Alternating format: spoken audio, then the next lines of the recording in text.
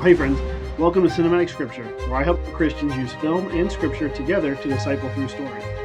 Now today, faith and film get a seat at the same table because we're stepping into a snow globe world of candy canes, storybooks, and a man who believes in Christmas more than anyone else. This is Elf, a whimsical comedy wrapped in childlike wonder and spiritual invitation. And beneath the laughter, it asks, what happens when we live what we believe no matter how the world responds? I'm your host, Kyle Harless. Let's roll film. Oh, don't forget the syrup.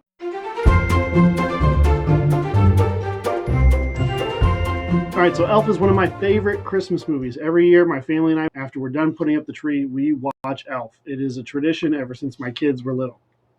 Now, every time we watch this film, when it gets to the scene where Michael asks Buddy how they're going to put the star on the tree, I just start to laugh. My wife and I, we just begin laughing because we know what's coming. Okay, if you've seen the film, Buddy's like, don't worry, I'll take care of it. He goes running, he leaps, and he dives into the tree, hoping to climb it, and the tree crashes down. It never gets old. I think it is hilarious. So I'm excited to talk about this movie today. I think it is a Christmas classic. So let's talk story structure of the film. So Buddy is a human raised by elves. He finds out that he isn't an elf, and he sets out to find his dad, and he ends up in New York during Christmas. It's a city lit by lights, but dimmed by cynicism. But that doesn't affect Buddy. No, he is full of awe, wonder, and no matter what he faces, he lives by his code, the elf code. He doesn't just find and reconnect with his father. He ends up bringing Christmas to a city that's forgotten how to receive it. He becomes a symbol of hope that doesn't shrink to fit, of joy that is lived out, and love that holds no record of wrongs. Let's look at the 5-part story structure of the film of Elf. So we have the world. Buddy lives joyfully at the North Pole, unaware he's a human. There's disruption. He learns the truth and he journeys to New York. Buddy takes action. He searches for his father and tries to share Christmas spirit. But there's opposition. His dad, Walter Hobbs, New York itself, and the cultural resistance. But there's a new world at the end. Buddy finds belonging and he finds his family. See, Buddy doesn't just find his dad. He changes the lives of Walter, of Emily, of Michael, and Jovi, all by living what he believed. Now, if we're going to engage this film biblically, we have to start with the narrative lens, letting the story speak first. So let's do that. Elf is not just a holiday comedy. It is a spiritual parable. It's about enduring, and it's about faithfully showing up. It's about the power of joy in a world that's forgotten how to receive joy, and the quiet courage it takes to live by a code when living by feelings seems so much easier. See, Buddy isn't just a character. He is a catalyst. He walks into New York like a light that cannot be covered. He treats every day like Christmas, making sure there's room for everyone on the nice list, and spreading Christmas cheer by singing loud for all to hear. Now, the film is displayed like a storybook, and the aesthetics of the film actually reinforce this. So there's storybook framing. The film opens and closes like a children's book, reminding us that story isn't just entertainment, it's formation. We're not just watching Buddy's story, we're being invited to enter it. There's the camera angles, the way it's used in the North Pole. The camera looks up at Buddy and Santa, inviting us into this childlike gaze. And in New York, the angles kind of flatten, reinforcing that loss of wonder. There's the contrast of realms with the staging and the coloring. The North Pole is whimsical, it's warm and full of light. New York is cold and hurried and skeptical. Buddy doesn't just cross geography, he crosses spiritual terrain. There's Buddy's size. He really doesn't fit anywhere. Not in the chairs, not in the shower, not in gimbals, not in the mailroom, or in New York. But he never shrinks to belong. His presence is persistent, and that's the point. And then there's story as symbol. If you've noticed, Walter publishes the unfinished book, and it kind of mirrors his unfinished heart. The publishing company can't find a pitch. The story is missing pages. And only Buddy, through presence, not performance, helps Walter finish his story. Director Jon Favreau, he said this. He said, we wanted to make something timeless, something that felt like a storybook, but lived like a parable. And really, he succeeded, because Elf shows us that a life of purpose, lived in love, can bring change. Buddy's joy was not seasonal, it was steadfast. It's a conviction embodied in kindness, living his code, even when mocked, softened cynicism, it healed wounds, and it restored belonging. Elf reminds us that when belief is practiced with love, it doesn't just entertain, it transforms. Elf isn't just about Christmas. It's about letting what you believe be lived out in love. Here's the theme of the story: joy, story, and transformation. The controlling idea could be this: living what you believe in love can change others. See, New York, it's not just a city. In this story, it's a metaphor. It's a place that's forgotten how to receive joy. It's a people who have traded wonder for productivity. And that's the tension. Because we live in that same world. We've learned to be clever instead of kind, guarded instead of joyful, and efficient instead of present. But Elf reminds us that joy is a lifestyle, that kindness is showing up, and that presence is transformational. Now, maybe you felt that ache. Maybe you've walked into a room full of cynicism and you've struggled to stay kind. Maybe you've lived by a code of grace and been misunderstood for it. And maybe you've tried to bring joy to a space that didn't know how to receive it.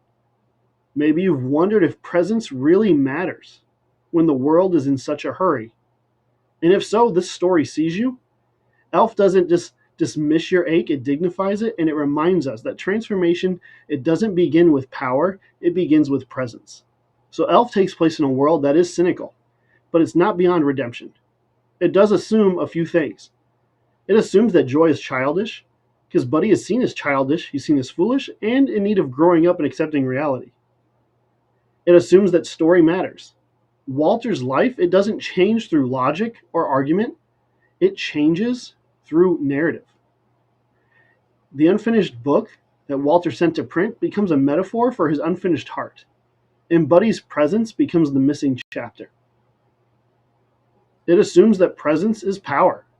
Buddy doesn't strategize, he doesn't manipulate, he just simply shows up and lives his life. He is himself. And in showing up, he disrupts the atmosphere, he rehumanizes the room, and he reminds people what they forgot. And beneath the syrup, there is a message that Elf is trying to share. That joy is not foolish. Joy is formative. Buddy's joy isn't a joke. It's a force. It changes people. It confronts cynicism without becoming cynical itself. It says that kindness is not weakness. It's actually contagious. Jovi begins to open up. Michael begins to believe. Walter, he softens. And Emily, she embraces. Not because Buddy argues with them, but because he's consistent in who he is. And it also speaks that story is not escape. It is transformation. Walter's publishing company that he works for, they can't fix the book. Miles Finch can't fix the plot. But Buddy's story, lived with authenticity, does become the story that saves. See, the gospel in Hollywood here is clear. Live your code, share your joy, and let presence and story do the work. Buddy doesn't just change Walter. He changes Jovi, Michael, Emily, and in a sense New York by living what he believes. See, Elf doesn't just make us laugh. It echoes a longing we already see in our culture. Stories that wrestle with joy and presence. In Amelia, where delight interrupts isolation and kindness reframes community. In Paddington, where innocence confronts suspicion and joy becomes contagious. Elf doesn't just reflect the theology of joy, it reflects a longing already stirring in our culture. Okay, so we've looked at the story, what it believes, what it echoes, what it reinforces. Let's engage Elf biblically. So just to recap, the theme, the controlling idea of Elf is luminous. Living what you believe in love can change others. Buddy's delight is not shallow. It is the result of choosing to live what he believes. He loves everyone because to him, every day is Christmas. It is the day to spread joy, love, and kindness. And that rhythm, I think it's echoed in Scripture.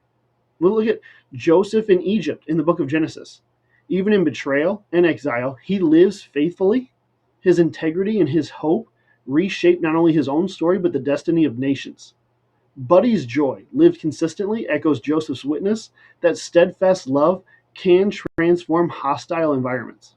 Look at Daniel in Babylon, in the book of Daniel. He lives his convictions in a foreign land. His faithfulness to prayer and his refusal to compromise bring change to kings and empires. Buddy's code of joy and kindness, it echoes, it mirrors Daniel's posture. Living what you believe, even when mocked, reshapes community. Look at Mary, Jesus' mom in the book of Luke. She sings joy into a world of cynicism and oppression. Her embodied belief in God's promise reframes despair as hope. See, Buddy's delight, it echoes this rhythm that joy is not naive. Joy can be prophetic. Think of Paul and Silas in prison in the book of Acts, singing hymns at midnight. They live their faith in love and hope. Their joy breaks the chains, opens doors, and transforms even their jailer's household. Buddy's joy functions the same way. Practice belief that brings freedom to others. Now, together, these stories, they show a pattern that joy lived and loved is not sentiment, but mission. That kindness embodied in presence reshapes hostile spaces. That belief practiced consistently can soften cynicism and restore belonging. Buddy's story honors a spiritual truth that is echoed in Scripture. It reminds us that joy is not a mood, it is a mission. That kindness is not a personality trait, it is a spiritual posture. And that story itself can heal what cynicism has broken, restoring hope where despair once ruled. All right, let's look at our story lens framework. First question we want to ask: is the main theme redemptive? Does it enhance or damage? Yes, the theme of Elf is redemptive because Elf celebrates transformation through joy and presence. It honors kindness. It shows how story can change people, not by force, but by faithfulness, not through argument, but through incarnation. Now, this echoes the biblical rhythm of discipleship. God dignifies joy. It's not immaturity, it is mission. He honors kindness, not as weakness, but as courage. And God reframes presence, not as sentiment, but as sacrament. God himself, his very life among us, Emmanuel. It echoes Paul's words to the Galatians. The fruit of the Spirit is love, joy, peace, forbearance, kindness, goodness, faithfulness, gentleness, and self-control. Buddy's joy reminds us that joy is not optional for us. It is evidence of the Spirit. That kindness is not a personality, it is a posture that we live. What realm is the story set in? Darkness, transition, or kingdom? Well, Elf lives in the realm of transition. Buddy himself lives in the realm of kingdom, but the story is in transition. He walks into a world of transition shaped by cynicism, exhaustion, and emotional isolation. New York is fractured. Walter is unfinished. But Buddy's joy endures. His kindness stays and his love sings. His presence transforms. Biblically, this mirrors the tension of the exile. Israel learning to sing psalms in Babylon. The early church living faithfully in Rome and under Roman rule. Jesus dwelling among us, the Word became flesh and made his dwelling among us. The realm of transition is not defeat. It is opportunity for change. It is change. From darkness to light or from light to darkness. And in the case of Elf, it is transition from darkness to light for Walter and Emily and Michael and Jovi. Third question in our lens: does the film communicate truth or lies? Well, Elf communicates truth. It tells a truth that feels so whimsical. But joy, it says that joy matters, that kindness transforms, that story can heal, and it's right in saying those things. See, by living his code, Buddy brings change. Elf does not name the source, but it does reflect the fruit of Scripture. It honors the ache and it models the cure. Now keep in mind that every story disciples us. Whether through its characters, its imagery, or its resolution, we are discipled by what it teaches. And Elf teaches us to live joyfully, to show up with kindness, and to believe that presence can change people. Because in the film, Buddy lives those things and people are changed. So think of the biblical response to this, okay? We see these examples, these rhythms in Scripture, because it's full of stories where joy and kindness and practiced belief reshape communities. So let me give you some examples. Abraham and Sarah's hospitality found in Genesis 18. They welcome strangers with kindness, and they discover they've welcomed angels. In Buddy's joy, I think you can say it echoes this truth that kindness opens doors to divine presence. There's David dancing before the ark in 2 Samuel. David's joy looks foolish to others. It's dismissed as childish. Yet his exuberance, it actually honors God. And Buddy's childlike delight, it mirrors David's unashamed worship, showing that joy can disarm cynicism. There's Nehemiah rebuilding Jerusalem in the book of Nehemiah. The people weep at the reading of the law, but Nehemiah reframes their grief. He says, the joy of the Lord is your strength. Buddy's joy, again, echoes this rhythm, because joy practiced in love becomes strength that rebuilds broken places. We see this in Buddy's story, and we can point back to scriptural echoes that do the same. Think again of the early church in Acts. They share meals, possessions, and glad hearts. Their communal kindness, it transforms the city. The scripture says that God, the Lord, added to their number daily.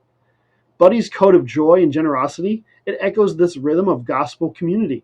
See, together these stories, they show a pattern that joy lived in love is not sentiment, but it is mission. That kindness embodied in presence reshapes hostile spaces, and that belief practiced consistently can soften cynicism and restore belonging. Let's look at Jesus, okay? Elf rehearses joy, kindness, and presence. Buddy's code changes a city, but the gospel of Jesus Christ doesn't just echo those themes, the gospel completes them in Jesus. Because Jesus doesn't just bring joy, Jesus embodies redemption. He doesn't just change the atmosphere, he transforms the heart. And he doesn't just live by a code, Jesus fulfills the covenant. Think of the Nativity, the story of his birth in Luke. Shepherds in the field hear the angel's announcement, good news of great joy for all people, and they rush to Bethlehem. They see the child and they share the news with everyone they meet. The joy here experienced in the story is not whimsical, it is world changing. Now, Buddy's joy, it may transform New York, or at least his family.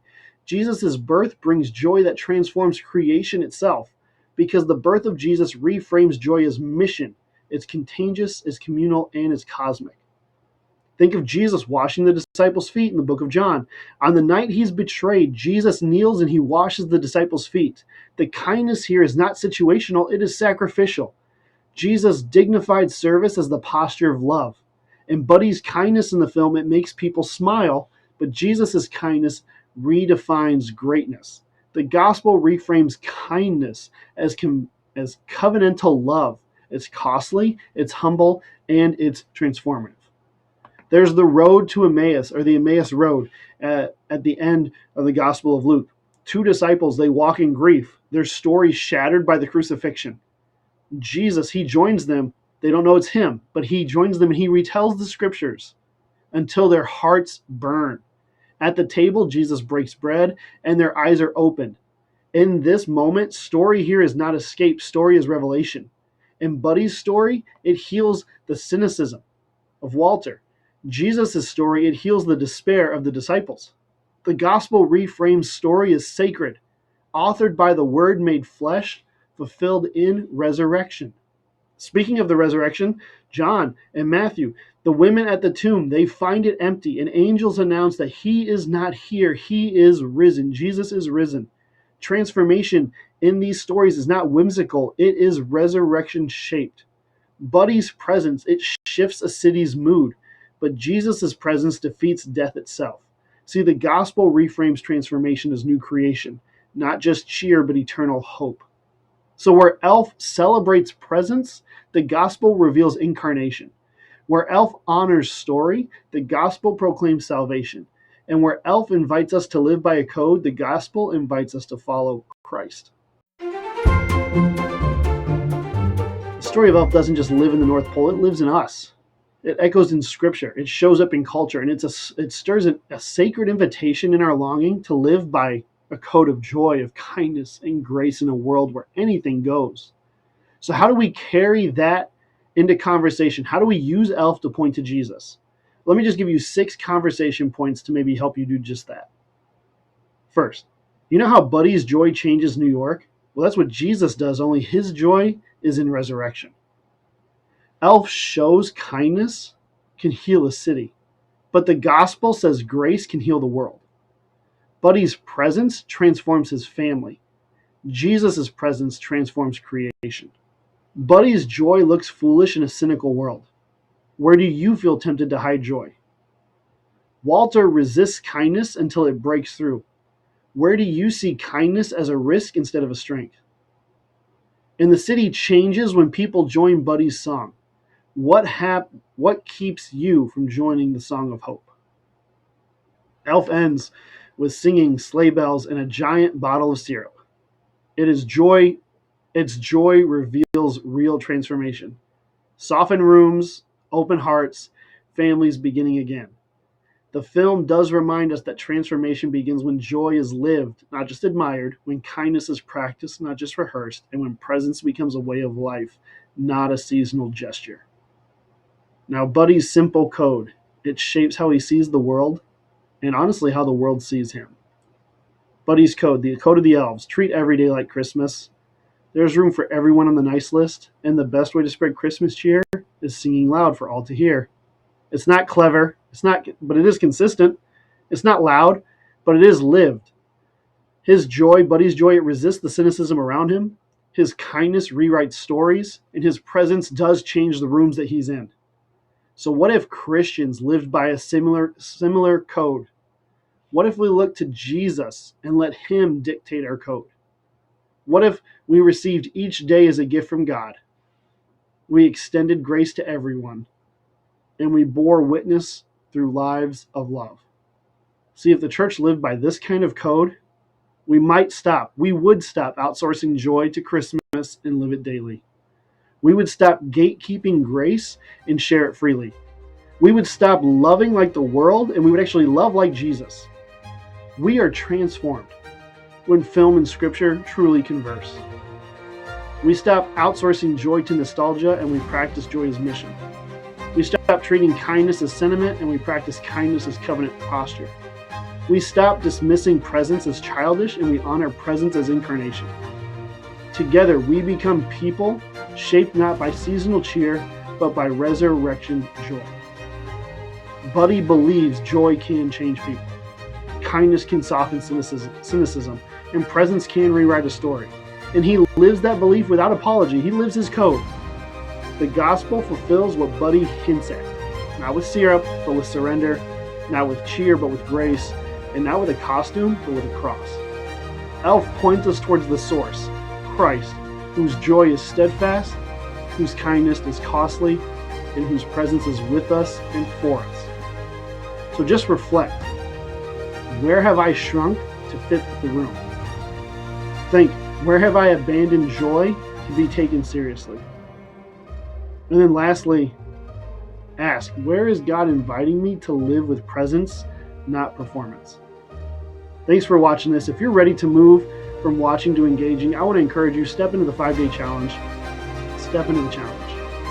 Practice joy, embody kindness, and live presence. Because the gospel, it doesn't only happen in sermons, it happens in the stories we enter, and in the tables we set, and in the love that we practice. Until next time, I'm Kyle, and this is Cinematic Scripture. Watch attentively, reflect spiritually, and lead from story. Because discipleship lives in what we pay attention to and in the stories we dare to enter. I'll see you next time. Hey friends, thanks for checking out this episode. If it was helpful to you, consider liking it, leave a review or a rating on Apple Podcasts or Spotify, and share it with a friend. And if you're a Christian who wrestles with the connection between cinema and theology, who watches film and whispers, I think that story means something, but you don't have the language to name it, know that you're not alone. You don't need another sermon. You don't need a seminary degree. You just need a sacred lens, a simple framework to interpret story with gospel clarity. And that's why I created the 5 Days to Gospel Clarity Through Story Challenge.